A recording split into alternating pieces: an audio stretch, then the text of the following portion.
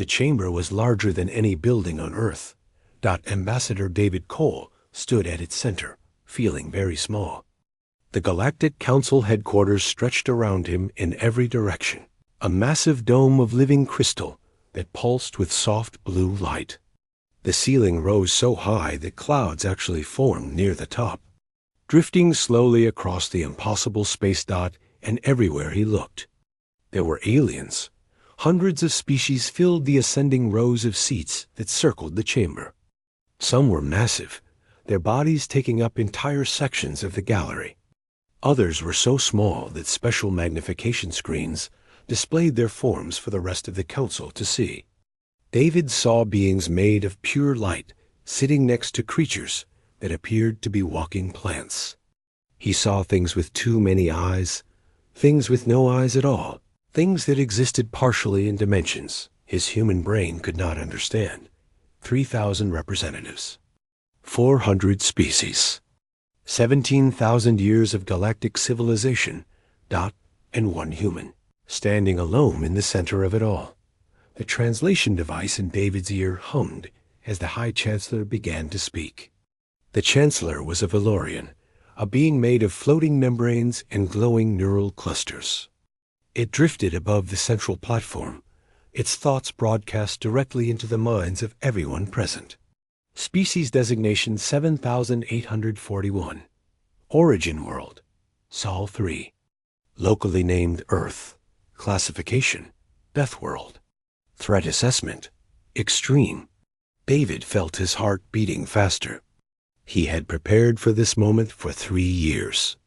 Every diplomat on Earth had worked to get humanity a seat at this table. Now that he was here, facing the judgment of a civilization older than human agriculture, all his preparation felt worthless. The Council has reviewed your species data, the Chancellor continued. Your biology is deeply concerning. You evolved on a planet with a gravity well that would crush most sapient species. Your atmosphere contains oxygen at levels considered toxic to 60% of known life. Your world experiences extreme temperature variations, violent weather patterns, and regular seismic activity. Murmurs rippled through the chamber. David saw several alien delegates physically recoil when his planet statistics appeared on the holographic displays. Furthermore, the Chancellor said, your cellular structure shows remarkable resistance to radiation. Your bodies can survive damage that would instantly kill any species in this chamber. Your immune systems actively hunt and destroy foreign organisms with what can only be described as extreme prejudice. Your brain chemistry includes natural production of adrenaline and cortisol, compounds we classify as combat stimulants. The Chancellor paused, and David felt the weight of 3,000 alien gazes pressing down on him. In simple terms, Ambassador Cole, your species is a biological weapon. Every human being is essentially a survival machine designed to function in conditions that would constitute a war crime if we engineered them artificially. David swallowed hard. This was worse than the briefings had suggested. The Council was not just skeptical of humanity. They were terrified. How do you respond to these findings? The Chancellor asked. David had a speech prepared. Careful words crafted by Earth's best diplomats, designed to reassure, to minimize, to make humanity seem harmless. But looking around at the fear in so many alien eyes, he realized that approach would not work. These beings had survived for 17,000 years by being careful. They would not believe pretty words from a Deathworlder, so David told them the truth instead. Everything you said is accurate, High Chancellor. Humans are exactly what your data suggests. We are survivors of a planet that tried to kill us every single day of our evolution. We are tough because we had to be. We are aggressive because passive creatures did not survive on Earth. The chamber went completely silent. But you have made a mistake in your analysis, David continued. You looked at our biology and saw a threat. You did not look at our history and see the potential. He touched a control on his wrist, and new holographic images appeared in the chamber. Images of human history, but not the wars and violence the Council expected. Humans are the only species we know of that runs toward danger instead of away from it. When there is a fire, humans rush in to save strangers. When there is a flood, humans build boats and rescue people they have never met. When there is a disease, humans create medicines and travel to infected areas to help. The images showed firefighters, rescue workers, doctors, volunteers. Humans risking their lives for others, over and over again. Your species survive by avoiding threats, David said. My species survive by confronting them. And yes, that makes us dangerous. But it also makes us useful. Before anyone could respond, emergency alerts exploded across the chamber. The soft blue light of the walls shifted to urgent red. David saw council members jerking upright, their various forms registering shock and alarm.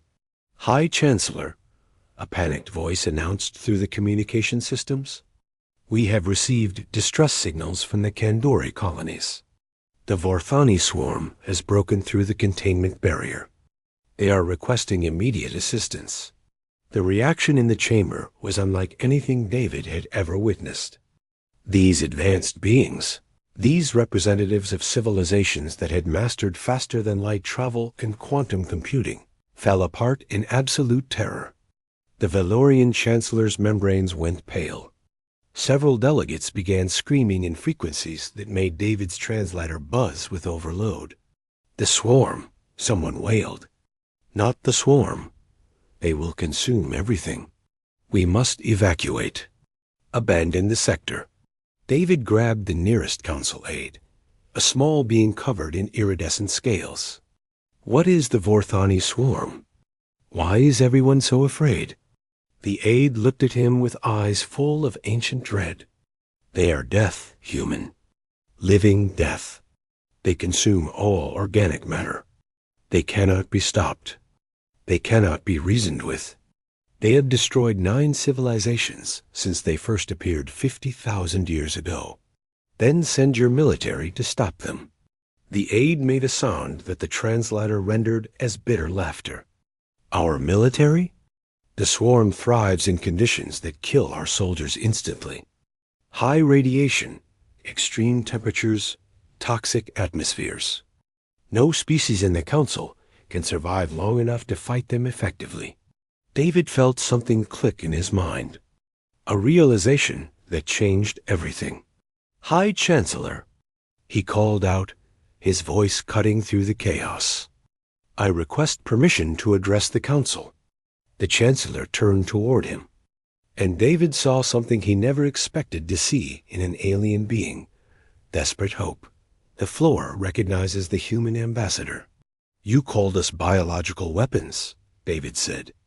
You said our evolution made us monsters from a death world. Maybe you are right, but maybe that is exactly what you need right now. He pulled up the Kandori system on the holographic display, showing the spreading infection of the swarm. You cannot survive in the conditions where the Vorthani operate. We can. You cannot heal from the wounds they inflict. We can.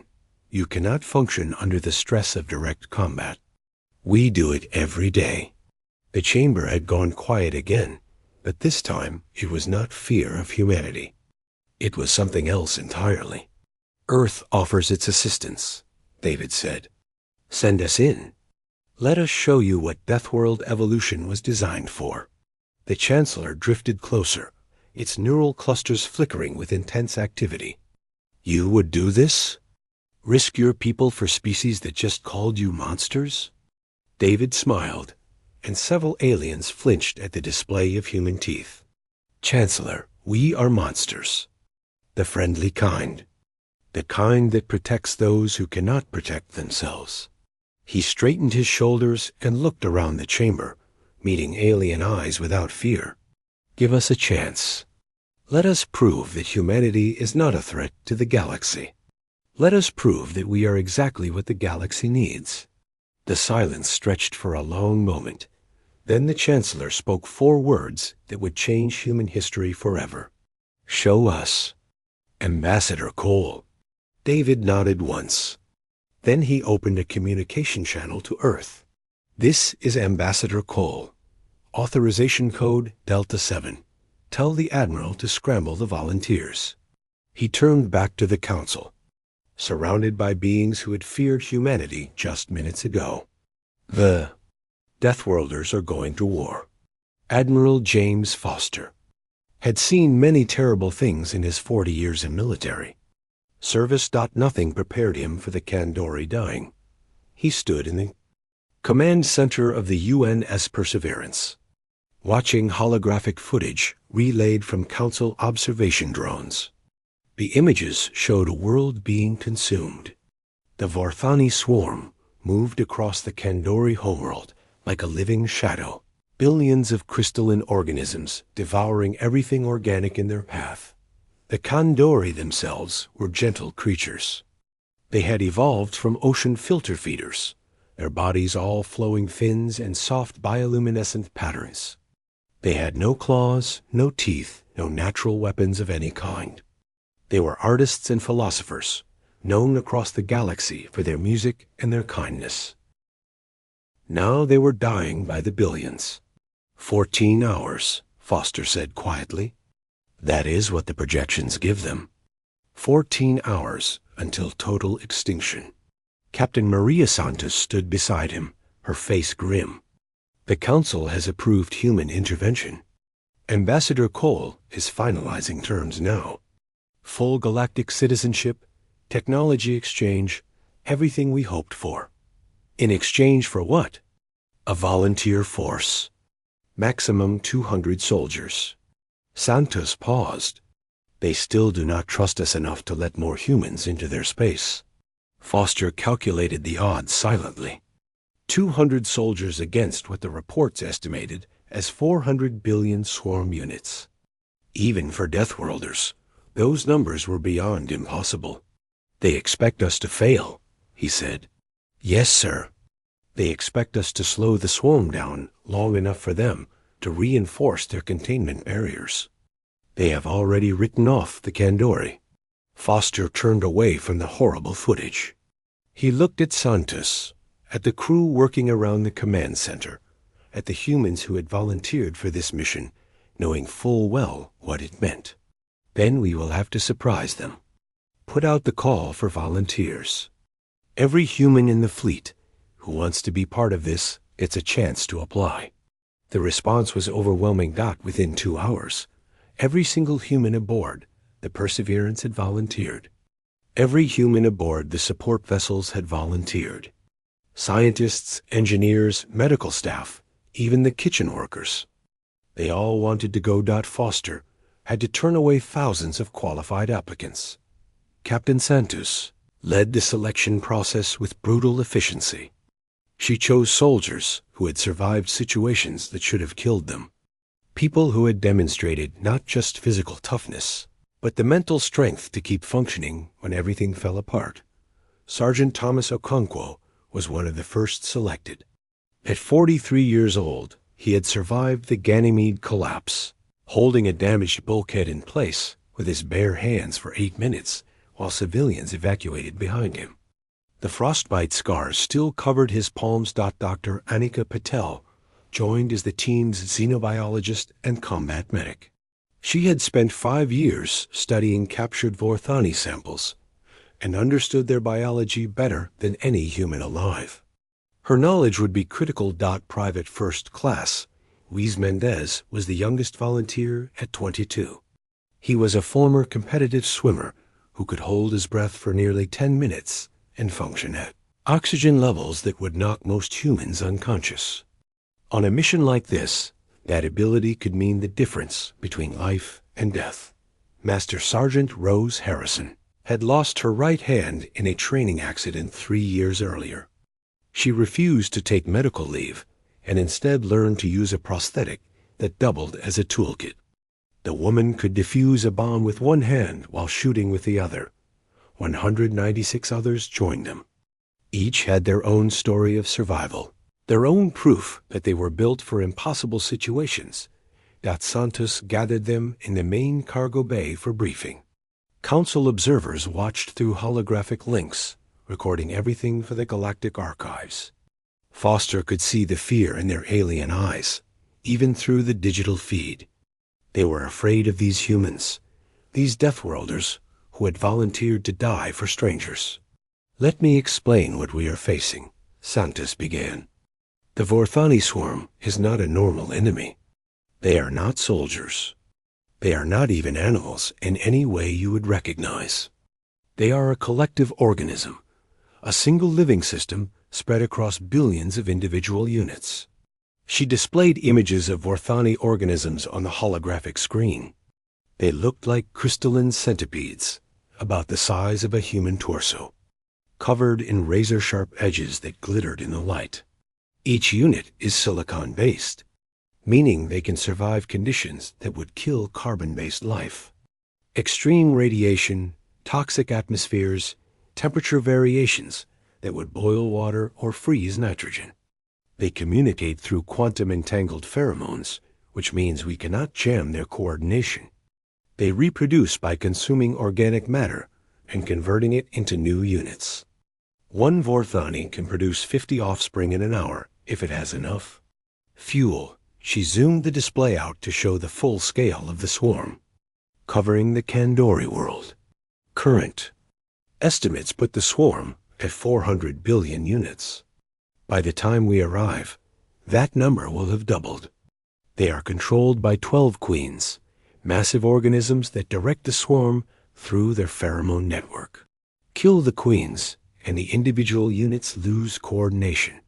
They become mindless scavengers instead of an organized force. Private Mendez raised his hand. "How do we reach the queens through 400 billion hostiles?" Santos smiled, and it was not a reassuring expression. "The same way our ancestors hunted on the plains of Africa 1,000,000 years ago. Persistence hunting." She pulled up new images showing ancient humans pursuing prey across open grassland. Humans are not the fastest species on Earth. We are not the strongest. But we are the greatest endurance hunters in the history of our planet. Our ancestors would pick out a target and start following it. The prey would run. Our ancestors would walk. The prey would run again. Our ancestors would keep walking. Hour after hour, day after day, until the prey collapsed from exhaustion. She let that sink in. The Vorthani are fast in short bursts, but they overheat quickly because their crystalline bodies cannot regulate temperature effectively. After 30 minutes of sustained movement, they collapse. Humans can run for hours, days if necessary. We can track those queens across the entire planet and simply refuse to stop until we catch them. Sergeant Okonkwo nodded slowly. "Chase them until they drop." "Exactly. 4 teams, 3 queens each. We run them down, we eliminate them, and we save the Kandori." Santos paused, looking around the cargo bay. "Any questions about the mission?" Master Sergeant Harrison spoke up. "What about the return trip? After we kill the queens?" Santos was silent for a moment. "The Council has not provided extraction support. They expect us to fail, remember. They see this as a delay tactic, not a rescue mission. So this is a one-way trip. For many of us, yes. That is why I need you to understand something very important." Santos stepped forward, her voice carrying to every corner of the bay.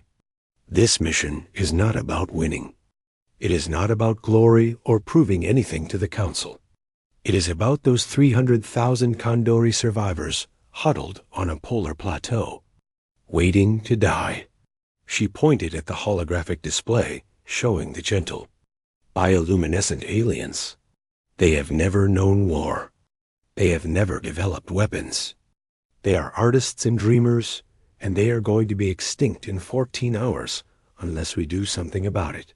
The galaxy thinks we are monsters because we evolved on a hard world. Today, we prove them wrong. We show them that our strength exists to protect, not to destroy. The cargo bay was absolutely silent. Then Sergeant Okonkwo stood up. For the Kandori. One by one, the others rose to their feet.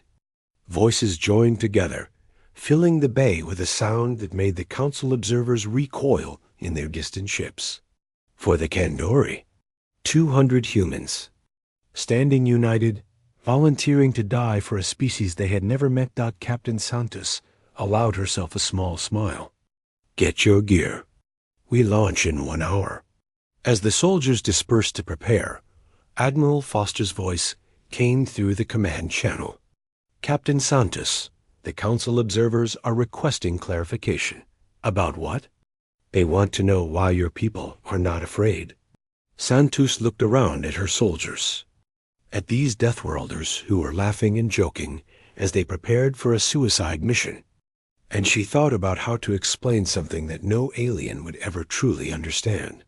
Tell them, she finally said, that we are exactly as afraid as any sane person would be. We just do not let it stop us. She picked up her rifle and headed for the dropship bay. Tell them that is what being human means. The Kandori homeworld. Burned below them. Captain Maria Santos pressed her face against the viewport of the dropship as they descended through the upper atmosphere. From this height, she could see everything. Vast pink oceans that sparkled with bioluminescent life. Mountain ranges made of crystal that caught the light like diamonds. Forests of flowing plants that had taken millions of years to evolve. And cutting through all that beauty, spreading like infection through a wound, the swarm. The Vorthani covered entire continents now. They looked like moving shadows from orbit, dark patches that consumed everything they touched. Santos watched as another forest disappeared into the mass, millions of years of evolution erased in minutes. 90 seconds to landing zone, the pilot announced. Heavy swarm activity on approach. Permission to take evasive action? Negative, Santos replied. Straight in. Let them know we are coming. Private Mendez looked up from his equipment check. You want them to see us? I want them to be afraid of us. Santos turned away from the viewport. For 50,000 years, every species that encountered the swarm ran away. Today, that changes. Today, they see something running toward them. The dropship shuddered as it hit denser atmosphere. Through the viewport, Santos could now see individual swarm units moving across the landscape below. Billions of crystalline bodies, glittering in the alien sunlight, all moving in perfect coordination. Commander, Dr. Patel said, I am reading unusual pheromone signatures from the primary mass. The queens know we are here. They are releasing alert chemicals at triple normal intensity. Good. That means they are paying attention. The landing zone appeared ahead. It was a high plateau near the planet's north pole, one of the last areas the swarm had not yet reached. Council scans showed roughly 300,000 Kandori survivors gathered there, the final remnant of a civilization that had once numbered 40 billion, 300,000 out of 40 billion. Less than 1/100%. The dropship touched down hard, its landing gear scraping against alien rock. Santos was moving before the ramp finished lowering, her boots hitting Kandori soil for the first time. The air smelled strange, like salt and copper mixed with something she could not identify. All teams, establish perimeter, she ordered. Defensive positions around the refugee concentration. I want eyes on every approach. Her soldiers moved with practiced efficiency. Within minutes, they had set up a secure zone around the Kandori survivors. Their weapons pointed outward toward the approaching threat. The Kandori watched them with enormous, liquid eyes. They were even more beautiful in person than the holographic images had suggested. Their bodies flowed like living water, bioluminescent patterns flickering across their skin in what Santos assumed was communication. They looked fragile, delicate, Like creatures that had never known violence, an elder approached, swimming through the air on fins that seemed to catch currents invisible to human senses. The translation device in Santus's ear hummed as it processed the alien's speech patterns. "You are the Deathworlders," the elder said. Its voice was musical, even through the translation. "You came. We came. We were told you would not." The elder's bioluminescence shifted to patterns Santus's software could not interpret. "The council said our extinction was inevitable. They said no species could stop the swarm." Santus knelt down, bringing herself closer to the Kandori's level. "We are not like other species." "No." The elder studied her with those enormous eyes. "You are smaller than I expected. Your council files described biological weapons, survival machines engineered by a hostile world. I expected something more ... double quotes. Threatening? Impressive." Despite everything, Santus smiled. "Let me tell you something about my people.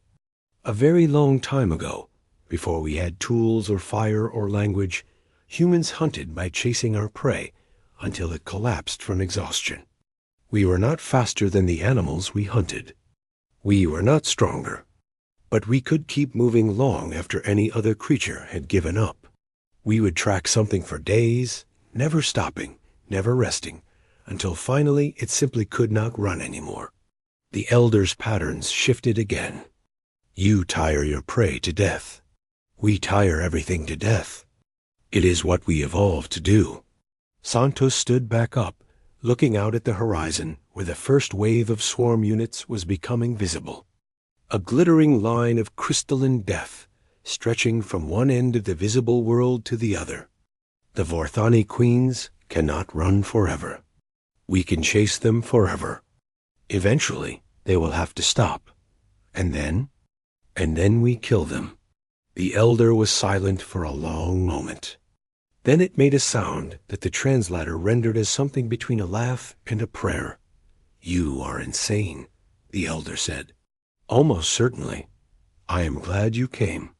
Santus nodded once, then turned to face the approaching swarm. The glittering line had grown closer. Close enough that she could see individual units now. Thousands of crystalline centipedes, their razor-sharp bodies catching the light as they moved in perfect synchronization. "All teams, this is Santus. The hunt begins now. Alpha and Bravo, begin tracking Queens 1 through 6. Charlie and Delta, Queens 7 through 12. Echo and Foxtrot, you are on defense. Protect these people." She raised her rifle, feeling the familiar weight in her hands. "For 50,000 years, the swarm has never faced anything like us. Today, they learn what a death world produces. Today, they learn why the universe made humans." The first wave of Vorthani reached the plateau's edge and began to climb.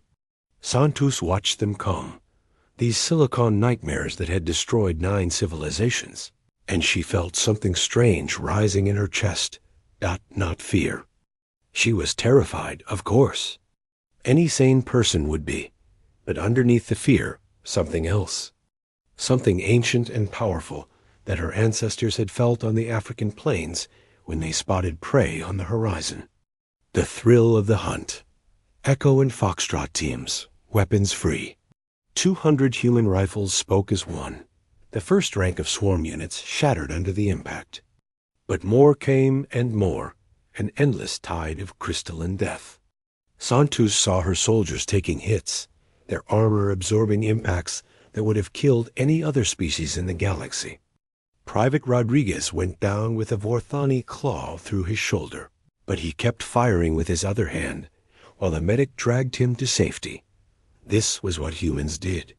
They took damage that should kill them, and kept fighting anyway. They bled and broke, and refused to stop. "Alpha and Bravo teams, begin pursuit," Santus ordered. "Do not stop until every queen is dead." Sergeant Okonkwo's voice came through the com, steady despite the chaos of combat. "Copy that, Commander." Alpha Team moving out. Santos watched as 20 soldiers broke away from the defensive line and began running toward the swarm, running toward 400 billion enemies, running toward certain death. They did not hesitate. They did not look back. They were humans. This was what they were born to do. The elder Kandori had moved beside Santos, watching the impossibility unfold before them. Your people are going into the swarm. Yes, they will die. Probably. The elder's bioluminescence shifted to color Santos had never seen before. Why? Why would they do this? They have no connection to us. We are not their family, their tribe, their species. Why would they sacrifice themselves for strangers? Santos watched her soldiers disappear into the glittering mass of the swarm, and she thought about how to explain something that seemed so obvious to every human and so incomprehensible to everyone else. Because you needed help, she finally said, and we could give it. She raised her rifle and fired again, dropping another swarm unit. That is the only reason we have ever needed. Private Luis Mendez had been running for 19 hours. His lungs burned with every breath.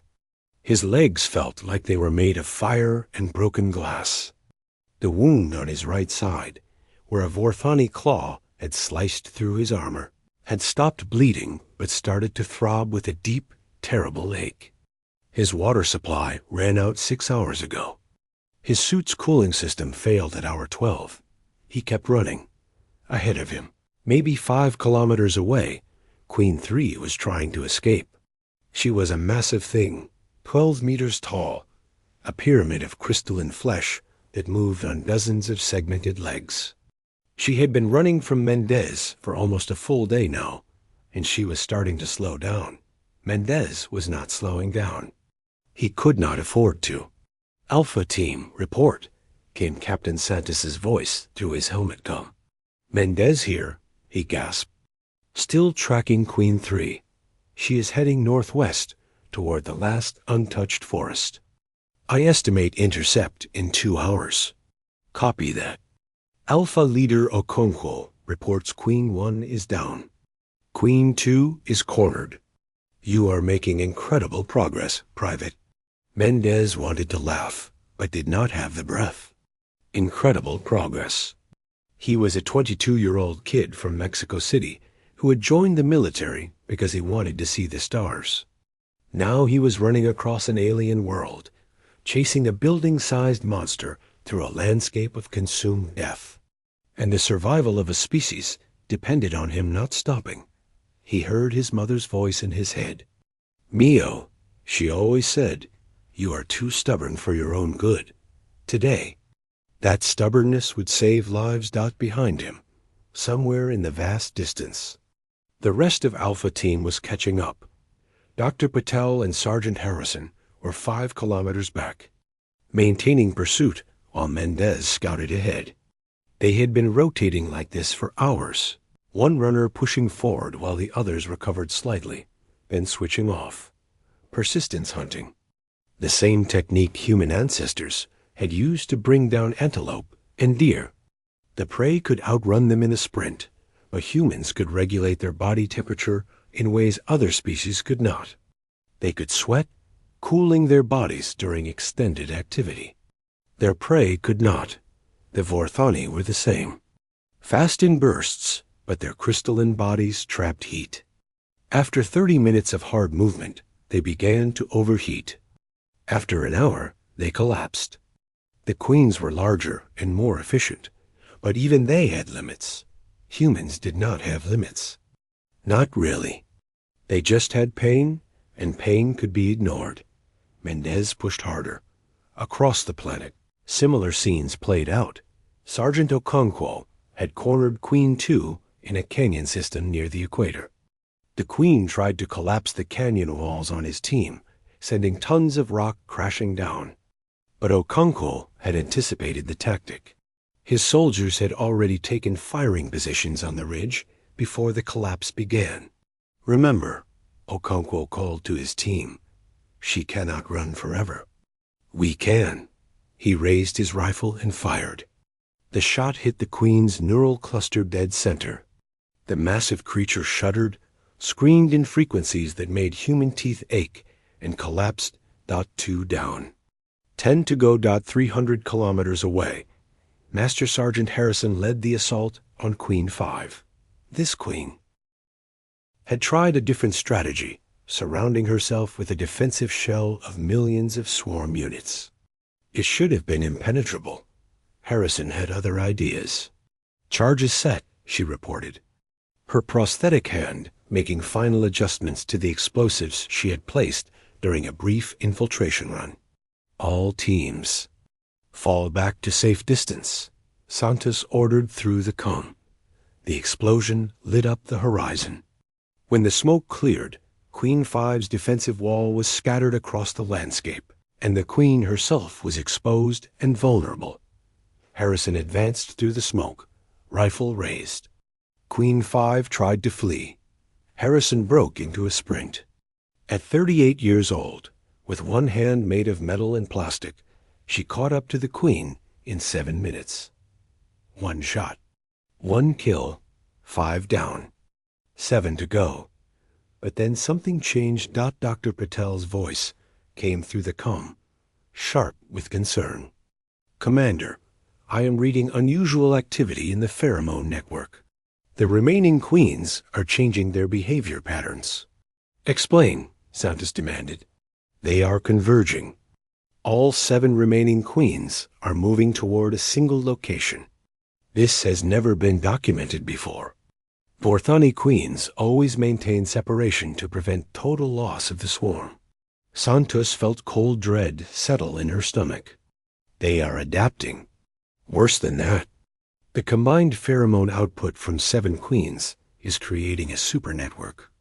Individual swarm units are becoming more coordinated, more tactical. They are not just reacting anymore. Patel paused. "They are hunting us specifically." As if to prove her point, the comm filled with sudden chaos. Charlie Team reported being surrounded by swarm units that had anticipated their movement patterns. Delta Team lost 2 soldiers to a perfectly coordinated ambush. The swarm was learning. "All teams, fall back to defensive positions," Santos ordered. "Regroup at the plateau. We need a new strategy." Private Mendez heard the order, but he did not stop running. He was close now, so close. Queen 3 was just ahead, her massive form visible through the haze of silicon dust that hung in the air. If he stopped now, she would escape to join the others. The combined queen network would become even stronger. "Private Mendez, acknowledge order to fall back," Santos said. Mendez kept running. "Negative, Commander. I am too close. If I stop now, we lose her. That is a direct order, Private." "Respectfully, Commander, I am ignoring it." He could hear Santos wanting to argue, but there was no time. Queen 3 was trying to increase her speed, burning through her energy reserves in a desperate attempt to reach the convergence point. If she made it, all their work would be for nothing. Mendez reached down into something deeper than training, deeper than physical conditioning. He found the place where his ancestors had lived, the ancient part of human DNA that remembered what it meant to hunt, and he ran faster. The world narrowed to simple things. The burn in his muscles, the pound of his heart, the shape of his target, getting closer with every step. Nothing else existed. Nothing else mattered. Queen 3 began to falter. Her crystalline body was overheating, steam rising from her joints as internal fluids vaporized. She was dying from exhaustion, killed by the simple act of trying to escape a human who would not stop. Mendez caught up to her as she collapsed. She turned to face him, her alien eyes showing something that might have been recognition. This small, soft creature had chased her across a continent. This biological impossibility had run for 19 hours without stopping. "You should have surrendered," Mendez said, raising his weapon. He fired. 6 down. 6 to go, but the remaining queens had completed their convergence, and the swarm around them had become something new. Something that thought and planned and adapted. Sergeant Okonkwo's voice came through the cum, strained but steady. "Commander, my team is cut off. Swarm units between us and the plateau. They knew we were coming. Can you break through?" "Negative. There must be 50 million of them." Okonkwo paused. "Request permission to push forward anyway." Santos closed her eyes for a moment. Then she opened them. "Permission granted, Sergeant."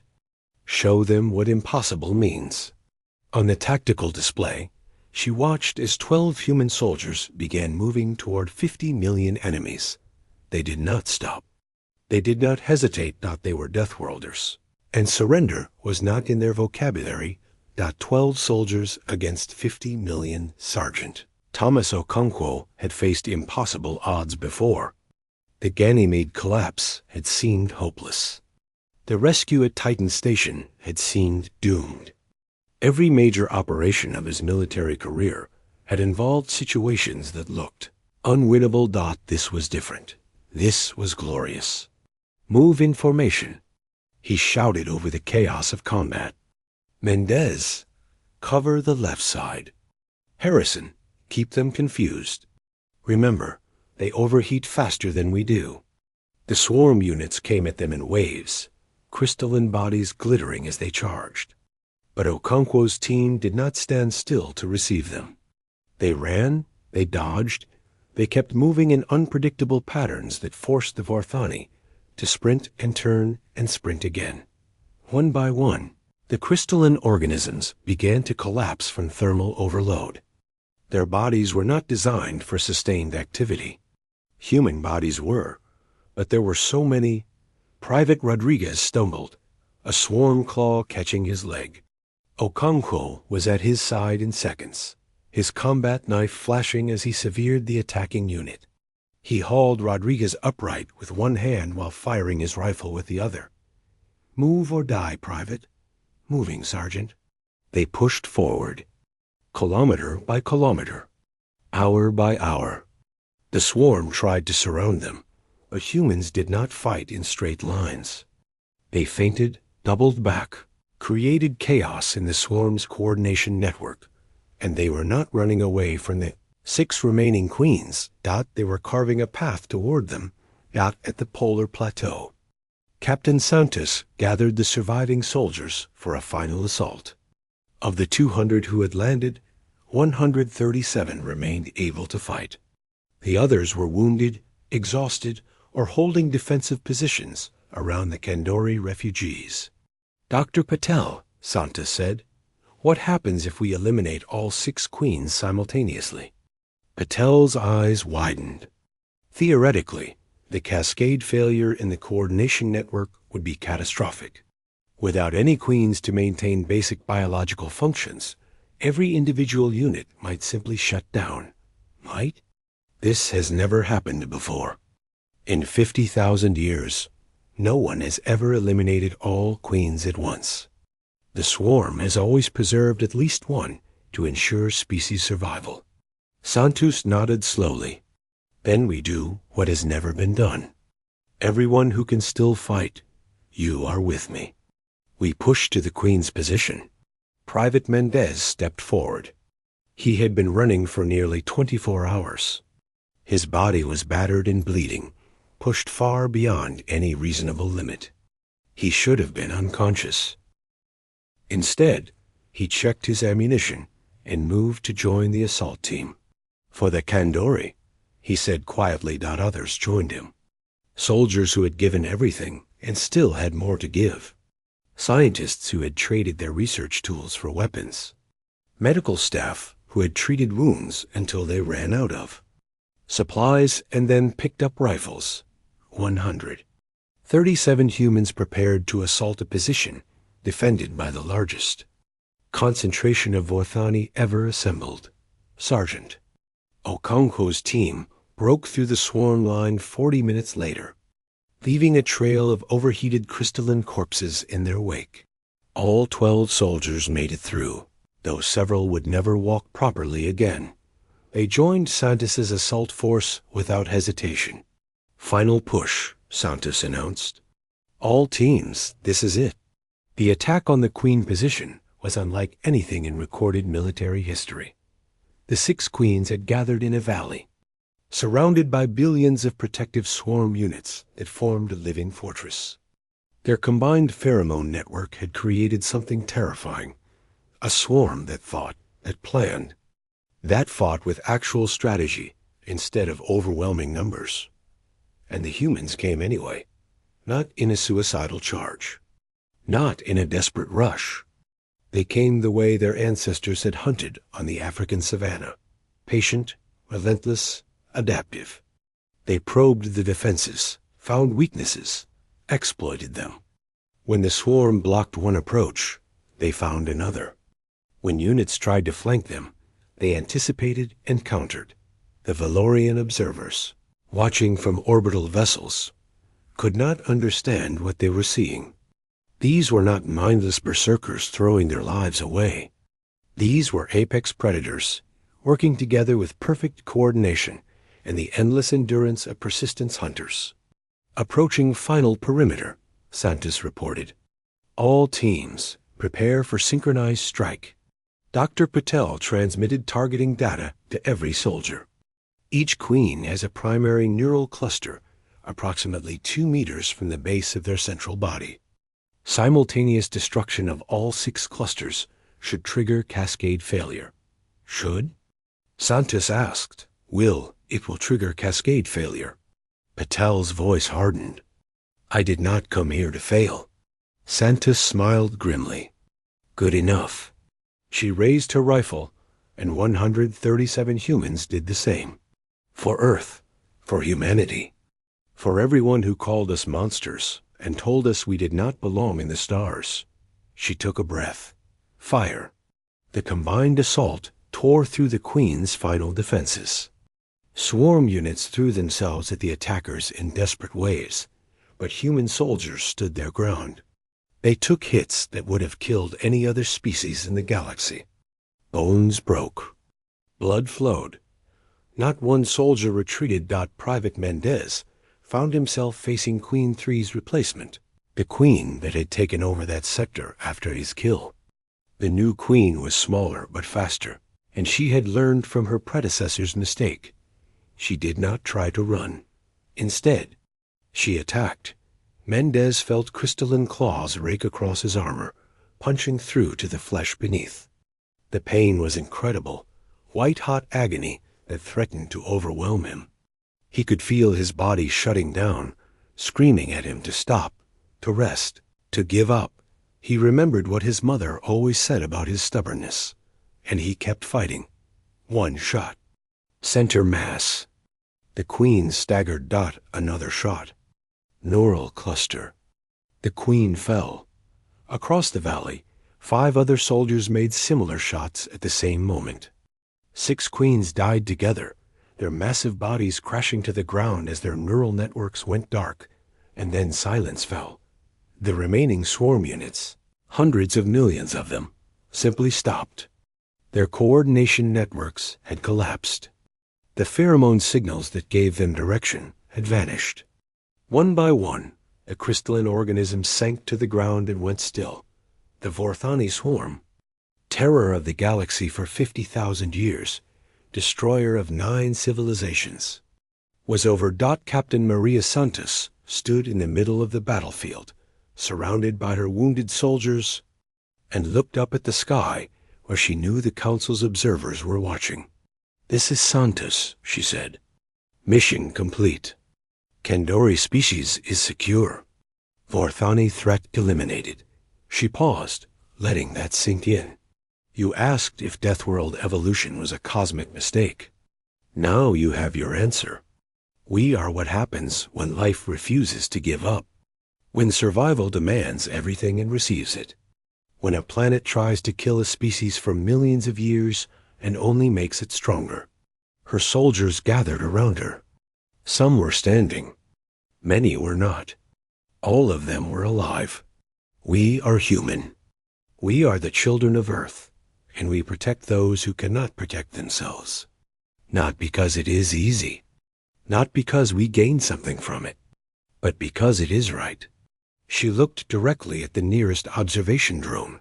Welcome to the neighborhood. 6 months later, Ambassador David Cole stood before the Galactic Council once again. But everything had changed. Behind him, through the chamber's transparent floor, a fleet of human vessels hung in formation. Warships, medical vessels, rescue craft.